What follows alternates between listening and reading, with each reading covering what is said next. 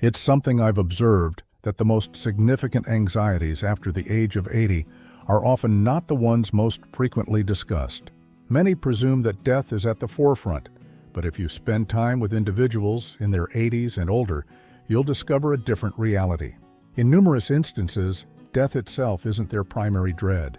Instead, they are more apprehensive about the conditions that might precede it, the subtle, encroaching changes affecting their autonomy, their mental acuity, and their standing in the world. These anxieties aren't vociferous, yet they are undeniably real, influencing how people conduct their lives more profoundly than they often comprehend. In this presentation, we will explore the 7 principal fears that a majority of older adults confront after 80, anxieties that extend beyond medical charts and routine checkups. From the erosion of independence to the silent concern of being overlooked, each one touches upon something more fundamental than mere physical endurance. These are not merely fears, they are cautionary signals, indications that an essential aspect of life is under threat even before the final chapter arrives. I urge you to stay with me through to the conclusion, as we intend not only to identify these fears, but also to delve into their significance, their origins, and the measures you can take to lessen their hold on your existence. Some of these may resonate with your own experiences, while others might come as a surprise, yet every single one embodies a truth we seldom address adequately. Therefore, if you are past 60 or care for someone who is, this video aims to provide you with understanding, solace, and a fresh perspective on the path ahead. Now, let us commence. Number 1. The erosion of independence. Among the most profound and widespread anxieties that quietly intensifies after 80 is the diminishing of personal independence. This encompasses not being able to dress oneself, administer one's own medications, or manage daily necessities without another person's assistance. It transcends the mere requirement for help. It's about the symbolism of that assistance. For a great number of older adults, it signifies what feels like the ultimate fracture in the very structure of their former selves. Having dedicated a lifetime to self-care, looking after others, and perhaps even nurturing a family or managing a business, it becomes difficult to fathom needing someone to aid with brushing one's teeth or tying one's shoelaces. And even when these instances occur gently, a minor stumble here, a forgotten chore there, they bear a substantial emotional burden. One might not voice it, but the question takes shape in the recesses of the mind. Am I truly myself if I can no longer perform as I once did? I once knew a gentleman, Walter, 84 years of age, who took immense pride in his self-sufficiency. Even when his knees started causing him difficulty, he was adamant about doing everything independently. However, one morning, he fell while attempting to shower and had to contact his son for aid. It wasn't solely the fall that unsettled him, it was the sense of vulnerability. I used to haul lumber and construct porches, he shared, and now I find myself calling for assistance to get off the bathroom floor. This transition from performing tasks to being assisted can feel like an assault on one's dignity. Yet, here lies the reality. Independence does not vanish the instant help is required. It transforms. It evolves into a matter of making decisions, articulating preferences, and preserving a sense of agency even when one's physical body necessitates support. Genuine independence is not merely physical, it is also mental and emotional. It is the capacity to state, yes, I require assistance, but I retain control over how I live my life. And therein lies the crucial point. Preparing before a crisis arises, establishing support systems before one is in desperate need of them. It involves coming to terms with aids such as grab bars, walkers, or pre-prepared vegetables, viewing them not as indicators of frailty, but as facilitators that maintain one's engagement with life. Each modification is a declaration, I am still involved. I am still living according to my own principles. Relinquishing certain capabilities does not equate to losing one's identity. And if one can reframe independence not as solitary action, but as the liberty to direct one's own life, one will discover greater tranquility, enhanced control, and diminished fear as the years progress. Number 2, cognitive decline.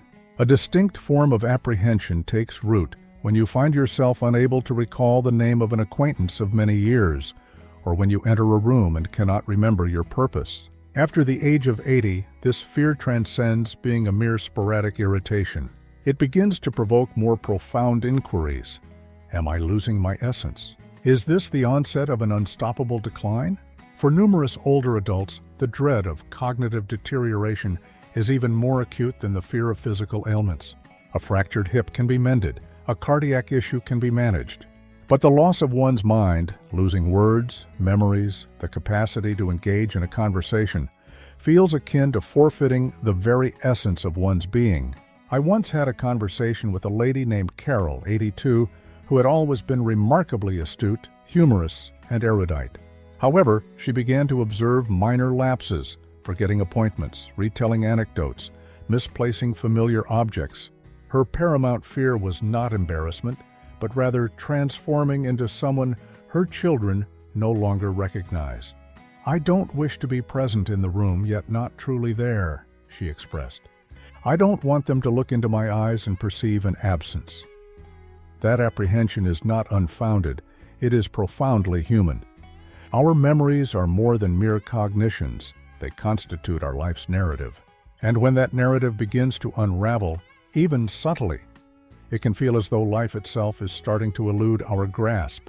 However, it is vital to remember this: cognitive decline is not invariably unavoidable. The brain possesses adaptability. It can forge new neural pathways.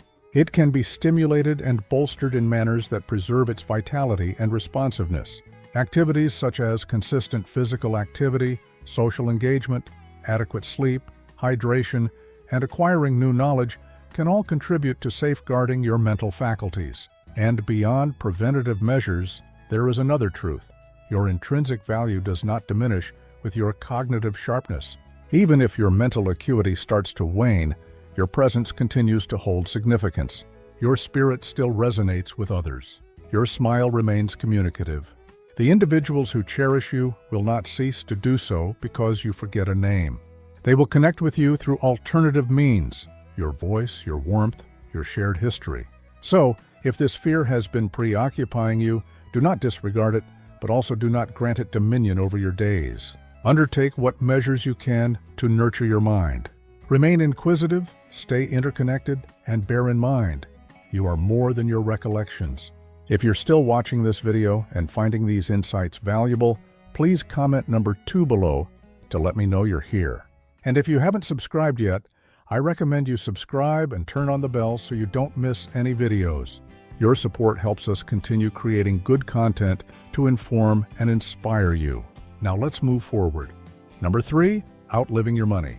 Even individuals who have diligently worked, saved prudently, and planned for their retirement often harbor a quiet, unyielding fear after 80. What if my funds deplete? The notion of exhausting one's financial resources, of witnessing savings dwindle more rapidly than anticipated, can provoke profound unease, not merely concerning bill payments, but also regarding dignity, autonomy in decision-making, and the capacity for self-care without depending on others. It is not invariably a matter of destitution. At times, it concerns the element of uncertainty, escalating healthcare expenditures, unforeseen emergencies, increased longevity. All these factors contribute to the apprehension that one's financial stability might become precarious. And for those who were raised during eras when frugality and fiscal responsibility were essential for survival, the prospect of insufficiency is not just disquieting, it feels tantamount to failure. I knew a gentleman named George, 85, who had meticulously saved throughout his entire existence. He owned his residence, was devoid of debt, and yet experienced anxiety each time he reviewed his finances. "I simply don't know how much longer I'll be here," he remarked, "and I have no desire to become a financial liability to my children." He was not leading an opulent lifestyle. He merely felt the unremitting strain of ensuring his money would last, without knowing the duration for which he was budgeting. That fear can insidiously diminish happiness, It can deter individuals from using heating in winter, from accepting invitations to dine with friends, or from allocating a modest sum to something that might genuinely enhance their quality of life.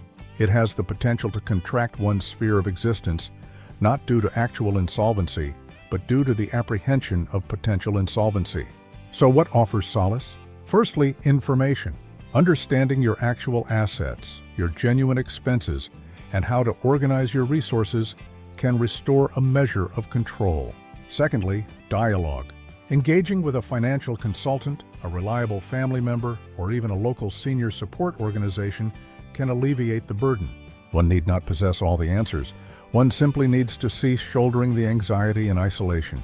And lastly, grant yourself the liberty to appreciate what you possess. You have labored assiduously for it. You have made provisions. You have exercised caution. This is not the juncture to be governed by fear. This is the occasion to spend judiciously, not with trepidation. A fulfilling life is not characterized by the relentless accumulation of every cent. It is about utilizing your resources to care for yourself, foster connections, and preserve the liberty to live with dignity. Number 4, being forgotten or left behind. There exists a form of solitude that penetrates more profoundly than mere aloneness. It is the apprehension of being forgotten. For many older adults, particularly after reaching 80, this fear extends beyond a reduction in phone calls or visits. It involves the silent pang of feeling unseen, as if the world is progressing without you, as if you have become a mere entry in an unconsulted directory. Even individuals with devoted families can experience this sentiment. Children become engrossed in their own lives, grandchildren mature, friends pass on or relocate to care facilities. The social fabric that once provided structure to your life begins to fray, and the ensuing quietude can resonate more loudly than any multitude. I recall a lady named Di, 86, who once confided in me, "I don't object to being by myself. What I find difficult is the sensation that my absence would go unnoticed." She was not being overly dramatic. She had a family. Yet, she stated that the most challenging aspect of aging was not her arthritic knees or her thinning hair. It was the feeling of no longer being significant in anyone's daily life. No one sought her counsel. No one required her assistance. She transitioned from being a hub of activity to a figure on the periphery. This fear holds considerable power because it relates to one's sense of purpose. We all harbor a desire to feel valued, and when that sentiment begins to wane, it can precipitate sadness, depression, and a gradual disengagement from life, not attributable to health, but to a loss of meaning. However, here is the reality. You are not invisible, and avenues for reconnection still exist. Begin with small gestures. Contact someone with a written note, a shared memory, or a word of praise. Provide a sympathetic ear. Recount your experiences, because someone, even if they are unaware of it, needs to hear them. Presence begets presence. The more you engage, emotionally, socially, even spiritually, the more others will begin to perceive you anew. And if those in your immediate circle do not create opportunities, then forge new ones. Participate in a discussion circle. Converse with your neighbor. You are never too advanced in years to be relevant. Indeed, your accumulated wisdom is more indispensable now than ever before. The world does not intentionally overlook you. It simply operates at a rapid pace. At times, it requires a gentle reminder. If you're still watching this video and finding these insights valuable, please comment number 4 below to let me know you're here. And if you haven't subscribed yet, I recommend you subscribe and turn on the bell so you don't miss any videos. Your support helps us continue creating good content to inform and inspire you. Now let's move forward. Number 5, losing a spouse or close companion. After 80, one of the most deeply felt anxieties people harbor is not concerning their own mortality, but rather the demise of the one individual who has been their steadfast partner through everything, a husband or wife, a dearest friend. This fear encompasses more than just bereavement. It involves the disruption of a life rhythm established over decades, the familiar routines, the quiet dialogues, the repository of shared recollections that no one else on the planet fully comprehends in the same manner. When someone dear to you passes away, It is not merely their physical absence that you experience. It is the alteration in your own identity. You transition from we to I, from our residence to my place, from preparing 2 servings of coffee to acknowledging that only one is needed. This transformation is unsettling, even if anticipated. And for a great many, the apprehension of that day's arrival is a burden carried in silence, dreading the instance when the home feels excessively still and the agenda overly sparse. I once knew a gentleman named Bill, 87, who had been married for more than 6 decades. He confided in me, "I am not fearful of dying. I simply do not wish to be the one remaining." When his wife passed away without warning, he likened the experience to the amputation of a limb, not just sorrow, but a profound sense of imbalance. He found it challenging to cook, to sleep, to articulate thoughts without hearing her voice resonating in his mind. "She was my repository of memories," he stated. "She knew aspects of me that I no longer even recall." That magnitude of loss is not something one merely overcomes, and the fear of it can cast an extensive pall over daily existence. However, what is paramount is our method of preparation, not with apprehension, but with attentiveness. By valuing the time that remains, by engaging in candid discussions, by sharing essential information, recipes, memories, and narratives, while both individuals are still present. And for those who have already confronted this bereavement, the fear often transforms into a profound yearning. How do I persist alone? The solution is not straightforward, but it frequently commences with connection, discovering new avenues to express affection, to feel needed, and to continue one's own life story with dignity. Nothing can substitute what has been lost, yet new phases of life can still encompass warmth, significance, and even unforeseen happiness. Grief is love with no place to be directed, but your life retains its importance. Your heart continues to beat, and the individuals around you, long-standing friends, recent acquaintances, even unfamiliar faces, may still require your presence more than you realize. Number 6, chronic physical pain or illness. As we advance in age, we anticipate encountering some discomforts and ailments. However, after 80, many individuals carry a more profound fear, not of the pain itself, but of being ensnared by it day after day with no foreseeable relief. The prospect of spending one's concluding years in perpetual discomfort can be more terrifying than death for some, as it implies enduring suffering without recourse. It is not the acute, sharp pains that frighten people most. Rather, it is the persistent, wearisome aches that accompany them ceaselessly. Chronic pain has a tendency to erode individuals, not merely in a physical sense, but also emotionally. It impacts one's sleep, appetite, and energy levels.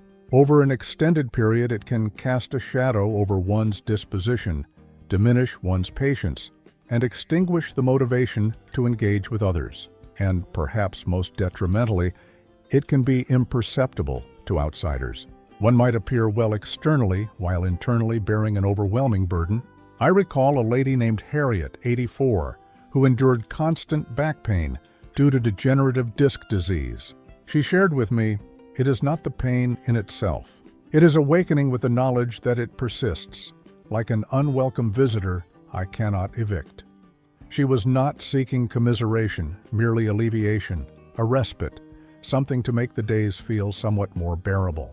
And what renders this fear particularly challenging is the notion that no remedy exists, that others will simply dismiss it with, "Well, that's a part of aging," and leave one to endure in silence. However, this need not be the outcome. Pain management methodologies have advanced. Options are available: physical therapy, gentle exercises, meditation, dietary adjustments, even novel medications, and non-pharmacological treatments that can lessen the burden. One must simply articulate their needs. One must be prepared to champion their own cause, even if it requires several attempts to find a practitioner who genuinely heeds their concerns. And just as vital as addressing the pain is addressing the isolation it engenders. Chronic illness frequently confines individuals to progressively smaller spheres of existence. The less one moves, the less one engages. And before long, the pain becomes the focal point of everything. This is why reaching out, even when it proves difficult, is so crucial. Connection does not eradicate pain, but it can provide it with a context. It can serve as a reminder that beauty, laughter, and reasons to anticipate each day still exist. You are more than your medical condition. And although pain may be present, it does not have to be your defining characteristic. There is still vitality within you. And there are still individuals who care sufficiently to assist you in making the most of it. If you're still watching this video and finding these insights valuable, please comment number 6 below to let me know you're here. And if you haven't subscribed yet, I recommend you subscribe and turn on the bell so you don't miss any videos. Your support helps us continue creating good content to inform and inspire you. Now let's move forward. Number 7, being forced into a care facility. For a considerable number of individuals in their 80s and beyond, there is one apprehension that looms more significantly than almost any other: the prospect of being relocated to a care establishment contrary to their wishes. This is not because assisted living or nursing homes are intrinsically undesirable, but rather due to what such a move can signify: the forfeiture of autonomy, privacy, accustomed surroundings, and command over one's daily routine. The fear is not solely about the location. It is about the decision-making process itself, about another party determining when you depart from your residence, the specific room you will occupy, and the times at which you will consume your meals.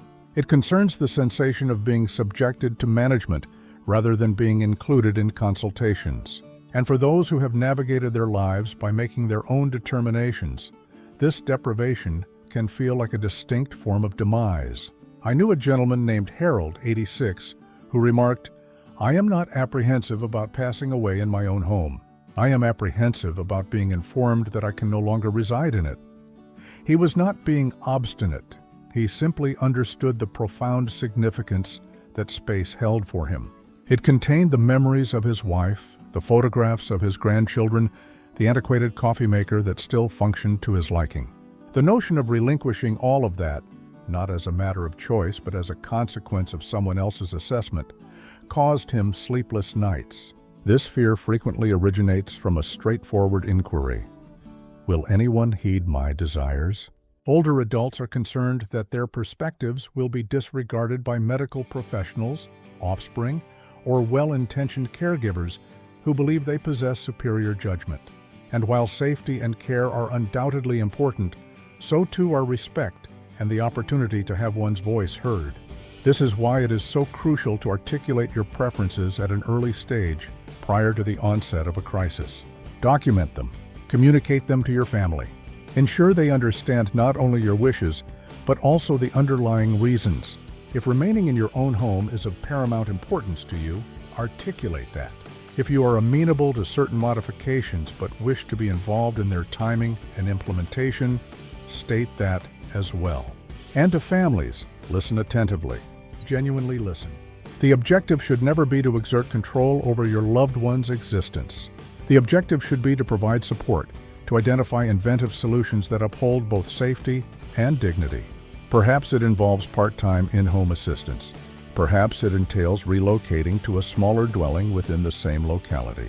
Perhaps it is merely a matter of more frequent check-ins to postpone the necessity for a more substantial intervention, because at the core of this fear lies a universal aspiration, the desire to live life according to one's own principles, right through to the very end.